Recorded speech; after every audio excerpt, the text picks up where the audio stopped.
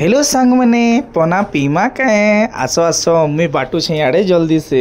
तो फ्रेंड्स वीडियोटा टिके भी लेट रे पोस्ट करछे काजे कि इटा में जीतनु पणा संक्रांति दिन पहाड़ी मंदिर देखुथिबे बाबार लागि दर्शन करवाले किते भीड़ अछन आ किते बढ़िया भी सजा हितला इने।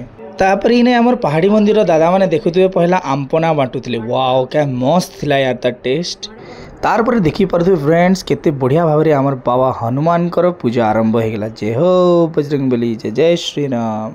तार पर फ्रेंड्स इने केते बढ़िया भोगर माने व्यवस्था करा हितला जेंदा आपण माने देखि पारुथबे इने केते लोक अछन भोग लागि।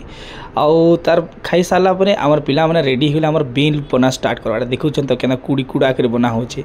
त स्पेशल बेल पना थिला इति हमें फ्रूट्स टिके भी पकई दिथलु आउ आरंभ हो गेला हमर बेल पना पना बनी सारा पर आमर बॉस विक्रम सर बांटवार आरंभ कले। तापर मुझे तांको सहयोग टी करली तांकर दे सारा पर देखिथे मुई भी बांटुछे आ सत कहले बहुत खुश लागुतला एंता बढ़िया काम करवा लगी। तो फ्रेंड्स केंता लागला जी वीडियोटा कमेंट करी जरूर बतावे। जय श्री राम।